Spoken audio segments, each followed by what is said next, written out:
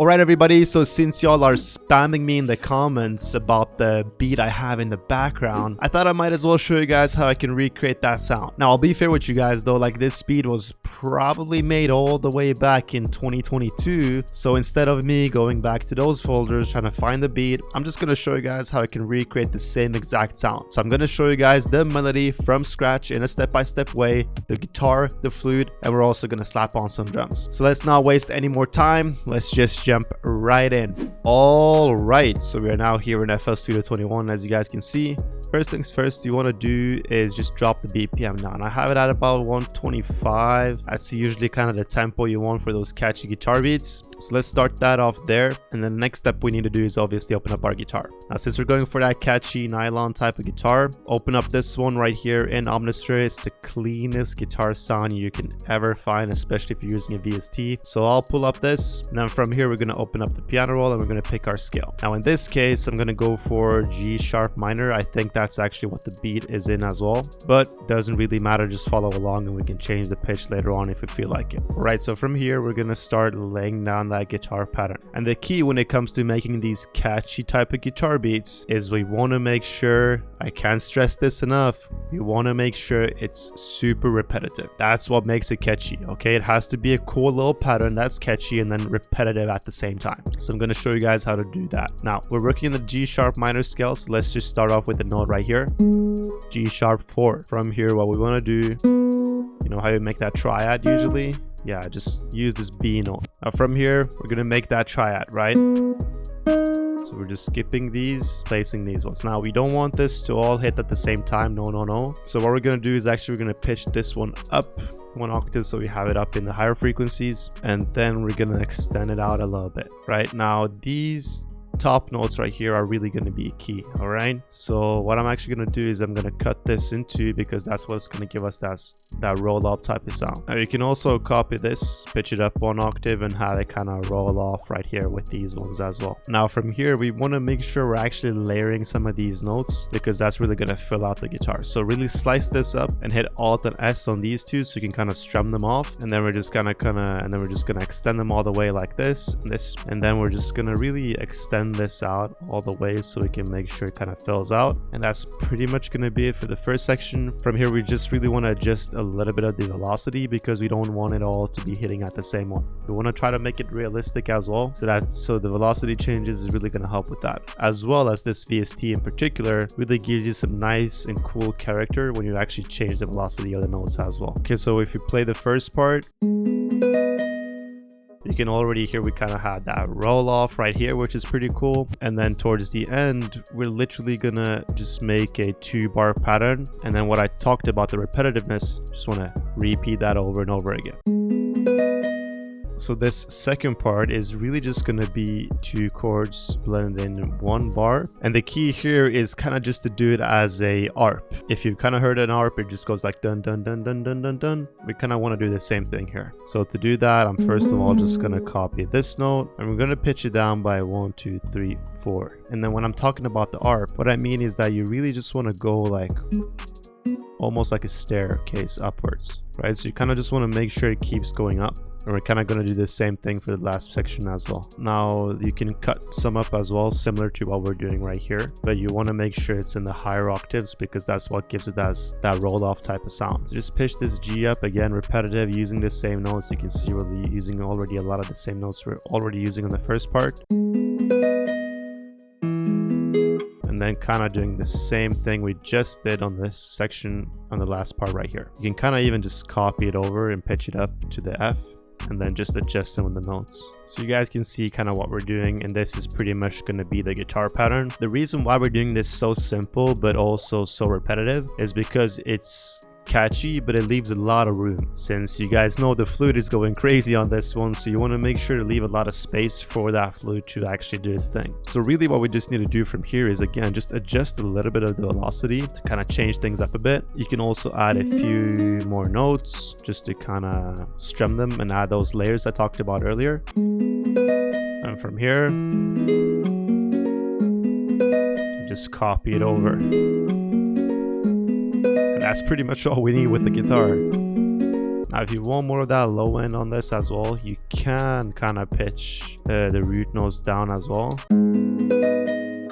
We can just use a bass for that instead. Right, so that's going to be the guitar for this one. Next thing we want to do now is obviously add that flute. But before we add the flute, I also want to add some quick effects. So as you guys know, I'm already using my preset, but I'm just going to add a little bit of reverb, and I'm also going to add a bit of RC20 as well. This is kind of just going to give her some more space and also more of a vintage feel to the guitar.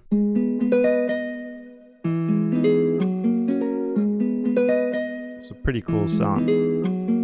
Now, like I said, the next thing we need to do is add that flute. So I'm literally going to show you guys how to recreate the flute. It's super simple. However, you can pick whatever flute you want to. You can even find a phrase out there, but I'm just going to try to recreate the one we already have. So to kind of recreate that, like I told you, the beat is probably like 2022. So why not bring out one of the coldest flutes from that time? It's obviously going to be the Jabal flute in Contact. So we're going to pick this one up. What we want to do is open up the piano roll here as well. And what I'm actually going to do is I'm literally going to just write the flute in. So it's not even that hard. All you do this, you right click it, you make sure it's the right key that you're already making it in. Now when it comes to making this flute, it's actually very easy. You just want to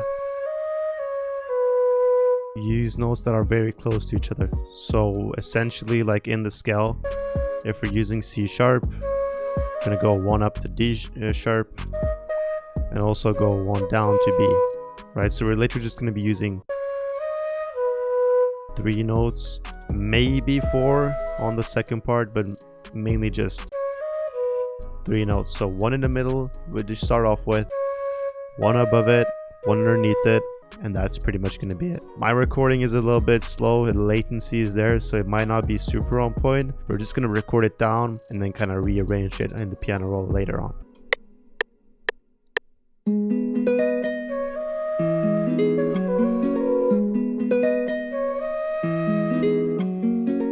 Alright, so it's really not that hard, as you guys can see. You're kind of just using again the same notes, like I told you about. Very small increments in between the notes, and then we're just going to adjust them a little bit on the piano roll right here. Okay, so as you guys can see, now we have our flute pattern, and I recorded it in like the first part, then the second part, and I kind of just adjusted it in the piano roll. Main thing I want to preference is on some of these, you want to make sure the flute overlaps, especially if you're using this VST, because if you cut it short, it's going to sound a little bit weird.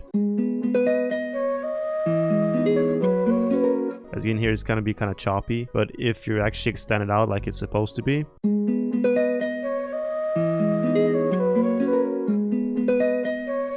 it sounds smoother.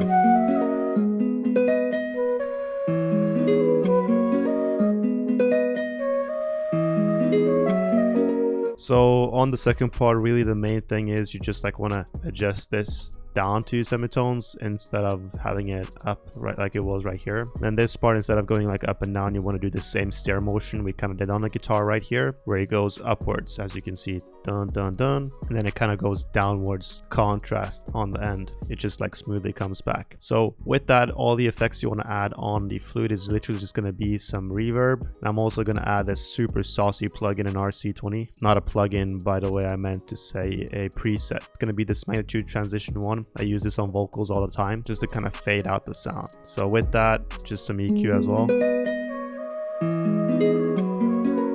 Okay, so already super catchy right here.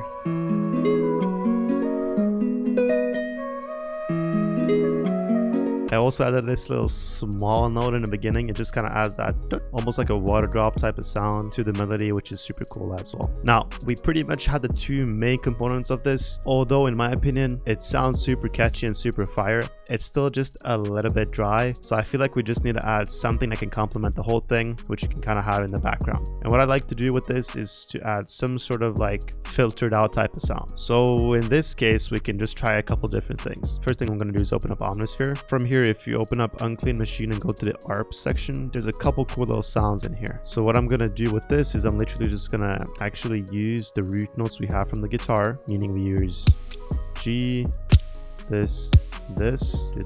Those sounds sound horrible, so we're not going to be using that. We're going to use this instead. And the harps are going to be super weird, first of all. As you can hear, that sounds completely horrible. So we don't want any of that. What we want to do is just drown it in reverb, and we're going to filter it out a lot with an EQ. So as you can hear, we kind of have this as a little bit of a pad type of sound. Just gonna fill it out a little bit, and last thing we have from here is just gonna be a quick bass. So when it comes to the bass, it really doesn't matter. I just have this one I pulled up from Analog Lab 5. So I'm just gonna use that one again. Same thing as the previous sound, just the root notes, copy it over. This one we can even pitch down a bit. The noise on this bass though, it's not nice. So remove that noise.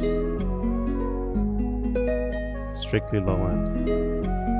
You can even try to add some sort of bounce on this if you want to.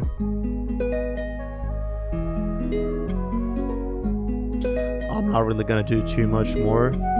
So that's pretty much gonna be it for the melody. So now that we have the melody done, it's time that we add some drums. As for all the drum sounds I'm using, they're of course coming from the Motion and the Mirage multi-kit. So if you guys like any of the drum sounds you hear in this video, make sure to check out the kit. It is on my website, which is BBMarko.com, and it's also gonna be linked down below. So make sure to guys check it out. By the way, new pack dropping soon as well. Right, so drums on this, not overcomplicate things, just go for it as simple as possible since the melody is catchy as it is. The main thing is just like have those punchy, hard-hitting bass 808s.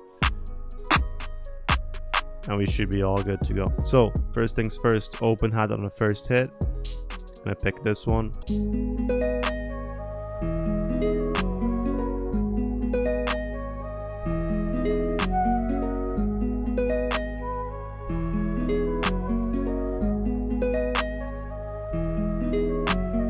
Thing about the hi-hat pattern on this is actually that it's not that hard, because what I'm gonna do is just go over to the Motion bundle kit. I have this MIDI section in here with 100 different hi-hat MIDIs, and you know me, I'm gonna drag in a random one. It's really that simple, come on. And if you don't like that one, doesn't matter dude, just pick another one.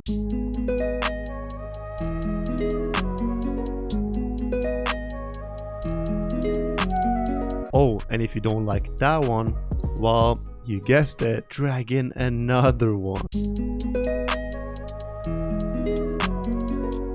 Okay, so this one's fire. So now when it comes to the kick in the 808, just make sure it's a grimy, punchy one, so it really adds to that depth on the low end.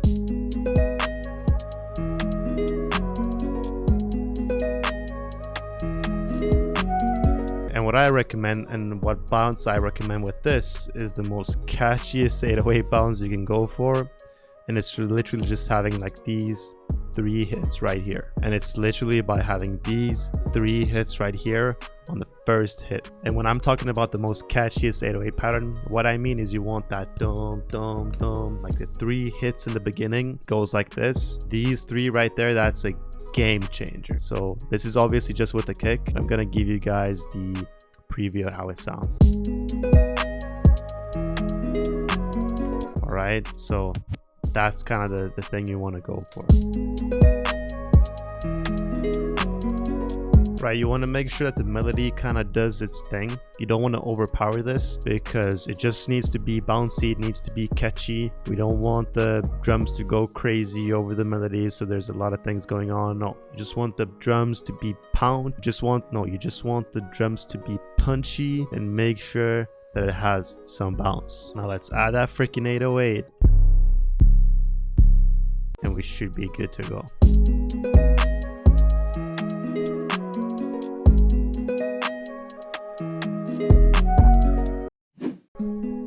Okay, so there we have it. Not really like a full arrangement or anything, but you guys get it. Shut up, Marko. It's really the main thing is nailing down that catchy vibe, which you really did on this one.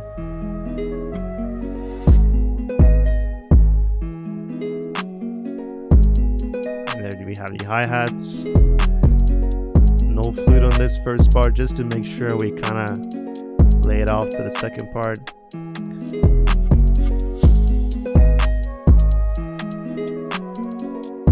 Really go in. That's pretty much it for this one, guys. Not too complicated. It's very easy to make these catchy type of beats. You just need to do it the right way.